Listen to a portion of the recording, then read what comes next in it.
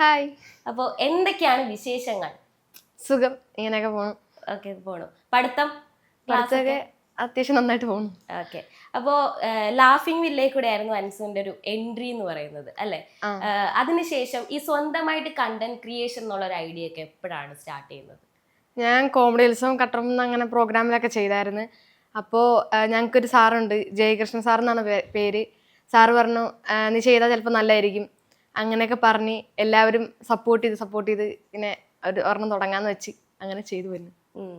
Okay. ഇപ്പൊ ഇത്ര ideas ഒക്കെ ഈ കുഞ്ഞി തലയിൽ എങ്ങനെയാണ് ഉണ്ടാകുന്നത്? അങ്ങനെ ചോദിച്ചാൽ ജീവിതം മീൻസ് നമ്മള് ഡെയിലി ലൈഫിൽ നടക്കുന്ന കാര്യങ്ങളൊക്കെ വെച്ചിട്ടാണ് ആദ്യം ഉണ്ടാക്കുന്നത്. പിന്നെ അത് പുതുക്കി പണിഞ്ഞ് ഓരോ കണ്ടന്റ് ആക്കും. മൂവീസ് ഒക്കെ ഒരുപാട് ചെയ്തിട്ടുള്ള ആളല്ലേ? മൂവീസാണ് കൂടുതലും. ഓക്കെ. എങ്ങനെയാണ് ഇപ്പം ഈ കുഞ്ഞുനാൾ തൊട്ടേ ആക്ടിങ് എന്നുള്ള ഒരു പാഷൻ ഉണ്ടായിരുന്നോ? ഉണ്ടായിരുന്നു. ഞാൻ UKG തൊട്ടേ അഭിനയിച്ചു തുടങ്ങിയായിരുന്നു. കുറച്ച് സിനിമയിലൊക്കെ ഇപ്പൊ ചെയ്തിട്ടുണ്ട്. ആരാ കണ്ടുപിടിച്ച ഈ ആക്ടിങ് എന്നുള്ളൊരു സംഭവം ഉള്ളിലുണ്ടെന്നുള്ളത്? എൻ്റെ വീട്ടുകാർ നല്ല സപ്പോർട്ടാണ് ആക്ടിങ്ങിന് ഒക്കെ. പിന്നെ ഒരു നഴ്സറി പ്ലേ സ്കൂളിലൊക്കെ പഠിച്ചപ്പോഴത്തേക്കും അവിടെ ഒരു സിസ്റ്റേഴ്സ് ഞങ്ങൾ ഈ കലോത്സവമൊക്കെ ഉണ്ടല്ലോ, ആ പ്രോഗ്രാമിനൊക്കെ ചേർത്ത് പിന്നെ അവരങ്ങനെ കണ്ടുപിടിച്ച് അങ്ങനെ ഒരു കഴിവുണ്ടെന്ന്. വീട്ടിലൊക്കെ എങ്ങനെയായിരുന്നു? കുഞ്ഞുനാളോട് അച്ഛനും അമ്മയ്ക്കും ഒക്കെ തോന്നിയായിരുന്നു അൻസുവിന്റെ ഉള്ളിൽ ഒരു ആക്ടർ ഉണ്ടെന്ന്? ഉണ്ടായിരുന്നു. എനിക്ക് ആരാ ഏറ്റവും കൂടുതൽ സപ്പോർട്ട് ചെയ്യുന്നത്? എല്ലാരും ഒരുപോലെ സപ്പോർട്ട് ചെയ്യും. അപ്പം ഒരു അമ്മുമ്മ ഉണ്ടല്ലോ നമ്മുടെ ഇതിനകത്ത്, സ്വന്തം അമ്മുമ്മയാണോ അതോ? ഞങ്ങളുടെ സ്വന്തം അമ്മുമ്മനെ പോലെ തന്നെയാണ്, പക്ഷെ തൊട്ടപ്പുറത്തെ വീട്ടിലാണ് താമസിക്കുന്നത്. അതൊരു വ്യത്യാസം മാത്രമേ. ഞങ്ങളെ കുഞ്ഞിനെ തൊട്ട് വളർത്തിയതൊക്കെ ആന്റിയാ, അമ്മുമ്മയാ. ഞങ്ങളുടെ എല്ലാവരുടെ അമ്മുമ്മ തന്നെയാ. ഓക്കെ. അപ്പൊ ഈ കണ്ടന്റ് ക്രിയേഷൻ ഐഡിയ വന്നപ്പോ അമ്മുമ്മേനെയൊക്കെ ഉൾപ്പെടുത്താൻ എങ്ങനെയാ തോന്നിയേ?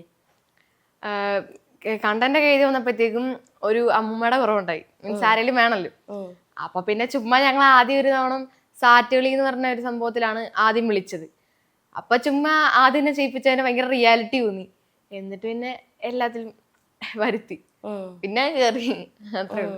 ഇപ്പൊ ഈ സ്കൂളിലൊക്കെ പഠിത്തം കാര്യങ്ങൾ, ഇപ്പൊ സ്കൂളിൽ പോകുന്നതും ഈ കണ്ടന്റ് ക്രിയേഷൻ, ഇതിനൊക്കെ എപ്പോഴാ ടൈം കണ്ടെത്തുന്നത്?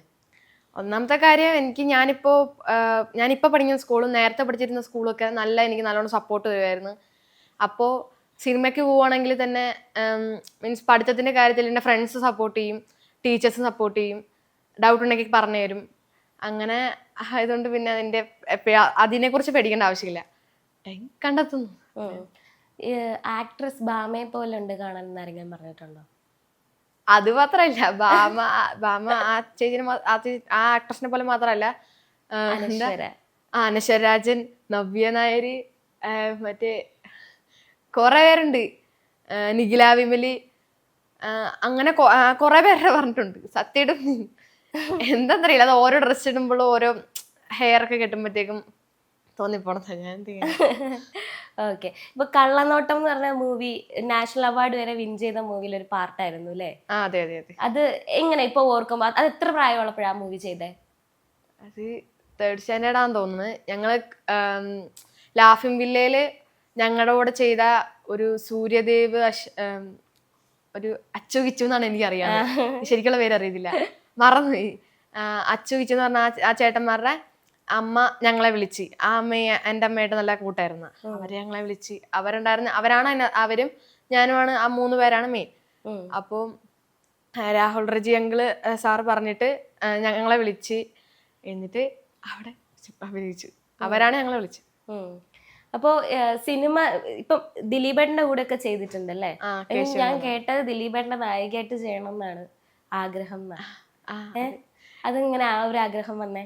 എനിക്ക് മീൻസ് നമുക്കൊരു ഇഷ്ടമുള്ള ഒരു ആക്ടർ ഉണ്ടാവില്ല. അപ്പൊ മലയാളത്തിൽ എനിക്ക് ഏറ്റവും കൂടുതൽ ഇഷ്ടം ദിലീപേട്ടനെയാണ്. അതുകൊണ്ടാണ് ഞാൻ അങ്ങനെ പറഞ്ഞത്. ദിലീപേട്ടനോട് ആക്ട് ചെയ്തിട്ടുണ്ടായിരുന്നില്ലേ കേശുവിലങ്ങാട്? അപ്പോ എങ്ങനെ ഉണ്ടായിരുന്നു ദിലീപേട്ടന്റെ കൂടെ? നല്ല രസമുണ്ടായിരുന്നു. എനിക്കൊരു ആഗ്രഹമായിരുന്നത്. പറഞ്ഞോ ദിലീപേട്ടനോട് എനിക്ക് നായിക? അതെ, നായികയാണെന്നല്ല, എനിക്ക് ചെയ്യണം എന്നൊക്കെ, എനിക്കൊരു സിനിമ തന്നെ ചെയ്യണം എന്നൊരു ആഗ്രഹം ഉണ്ടെന്നൊക്കെ പറഞ്ഞായിരുന്നു.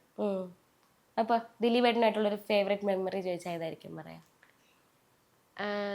കേക്ക് മുറിക്കുന്ന, മീൻസ് ഞങ്ങള് 3 തവണ ഒരുമിച്ച് കേക്ക് മുറിച്ചിട്ടുണ്ട്.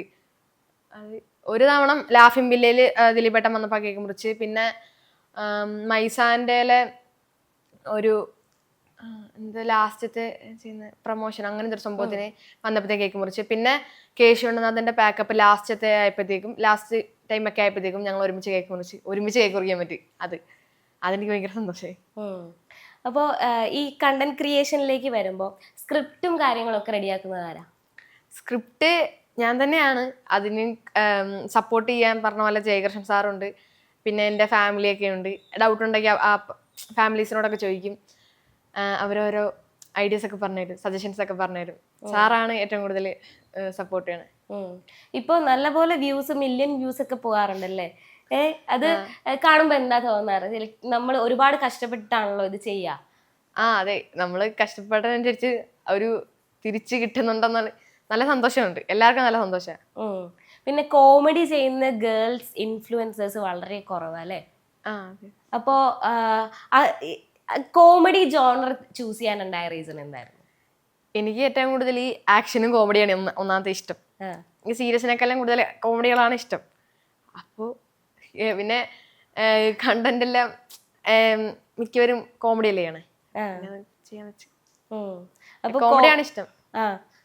കോമഡി പേഴ്സൺ ആണെന്ന് തോന്നുന്നല്ലേ റിയൽ ആയിട്ട്? ഇവിടെ ഇച്ചിരി സീരിയസ് ആണെന്ന് തോന്നുന്നു. അതെ, അത്യാവശ്യം സീരിയസ് ഒന്നല്ല, കൂട്ടുകാരടക്കി വീട്ടിലിടക്ക് വീട്ടുകാരടക്കൊക്കെ ചളി കടിക്കും. ഓക്കെ, ഇപ്പൊ ഒരു സിറ്റുവേഷൻ നമ്മൾ ആക്ട് ചെയ്ത് കാണിക്കാൻ പറഞ്ഞാൽ ചെയ്യും?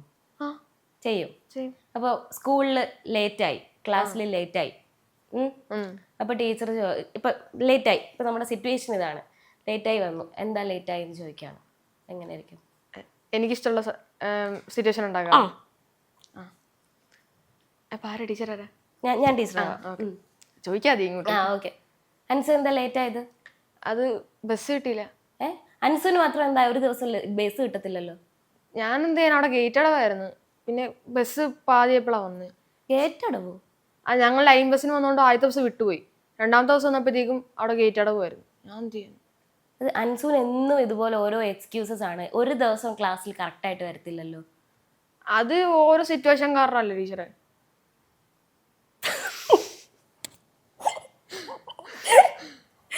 ഓക്കെ, ഇങ്ങനെയായിരിക്കും ശരിക്കും റിയാക്ട് ചെയ്തേ? ടീച്ചർമാർക്ക് അങ്ങനെ അറിയായിരിക്കും. അങ്ങനെ കട്ടായിട്ട് വരുന്നതാണെങ്കിലും ഒന്നെങ്കിൽ ഷൂട്ടായിരിക്കും, അല്ലെങ്കിൽ വൈകി വന്നേക്ക് മെയിൻ കാരണം ഞങ്ങളുടെ അടുത്ത ഗേറ്റ് തന്നെയാണ് കൊണ്ട് അറിയായിരിക്കും. ഓക്കെ, എങ്കിൽ നമുക്ക് വേറൊരു സിറ്റുവേഷൻ പിടിച്ചാലോ? വൈകിട്ട് സ്കൂളിൽ നിന്ന് തിരിച്ച് വീട്ടിലെത്താൻ ലേറ്റായി, അമ്മയാണ് ഞാൻ. ഓക്കെ, അൻസു എവിടെ ആയിരുന്നു ഇത്ര നേരം? സ്കൂളിലായിരുന്നു. സ്കൂളിൽ ഇത്ര നേരം? സ്കൂളോ? സ്കൂള് 3:30 വിടുന്നല്ലേ, ഇപ്പൊ 5:30 ആയില്ലേ? ഇത്ര നേരം എവിടെ ആയിരുന്നു? അത് ഇന്ന് NCC ഉണ്ടായിരുന്നു. ആരാ? NCC teacher. ഞാൻ ടീച്ചറിനെ വിളിച്ച് ചോദിക്കും, ഉറപ്പായിട്ടും വിളിച്ച് ചോദിക്കും. ഞാൻ പറഞ്ഞില്ലേ, ഒന്ന് ടീച്ചർ ഇന്നൊരു ചെറിയ പ്രശ്നം ഉണ്ടായിരുന്നു. അപ്പോഴത്തേക്കും എൻ്റെ കൂട്ടുകാരെയൊക്കെ പിടിച്ചിരുത്തി. നിന്റെ കൂട്ടുകാരും പിടിച്ചിരുത്തിയോ? അതെന്താ? അൻസുവിന്റെ കൂട്ടുകാരെ മാത്രം എപ്പോഴും ടീച്ചർമാരുടെ നോട്ടപ്പുള്ളിയാണല്ലോ. അത് നോട്ട് കംപ്ലീറ്റ് ആക്കിയില്ലായിരുന്നു. അതിന്റെ വരുമാനം കുറച്ച് ഉപദേശം. എന്തുകൊണ്ടാണ് നോട്ട് കംപ്ലീറ്റ് ആക്കാഞ്ഞ? നിനക്ക് എന്തായിരുന്നു അവിടെ പരി? ഇത്രയും വലിയ നോട്ട് ഒരുമിച്ചെന്ന് ഞാൻ എങ്ങനെ എഴുതാനാ? ഒരു ചാപ്റ്ററിൽ ഒരു 6 ക്വസ്റ്റ്യൻ ഉണ്ടാവും. മലയാളം ഫസ്റ്റ്. എനിക്കിപ്പോൾ അറിയണം ലേറ്റ് ആയതിന്റെ റീസൺ. എനിക്ക് കറക്റ്റ് റീസൺ ഇപ്പൊ അറിയണം. സത്യം പറഞ്ഞു. എൻ്റെ അടുത്ത് നടന്നു വന്നപ്പോ അവളുടെ കാല് ചെറുതായിട്ട് വേദനിച്ചായിരിക്കും. എന്തൊക്കെ എക്സ്ക്യൂസ് ആണ് പറയുന്നത് നീ? ഞാനെന്ത് ചെയ്യാനാ? ടീച്ചറെ പിടിച്ചെടുത്തെന്ന് പറഞ്ഞില്ല. പിന്നെ ഞങ്ങൾ പതിയെ നടന്നു വന്നേ. നല്ല ക്ലൈമറ്റ് ഒക്കെ ആയതുകൊണ്ട് പതിയെ നടന്നു വന്നു. മതി. എന്റെ മുന്നേ വൻ നാച്ചുറൽ ആക്ടർ ആട്ടോ. Ultra modern kitchen devices. ഒരു കിച്ചണിൽ വേണ്ട എല്ലാ ലേറ്റസ്റ്റ് ബ്രാൻഡുകളും ഇവിടെയുണ്ട്. ലോകോത്തര ബ്രാൻഡുകൾ, original products, wide range. MyG future.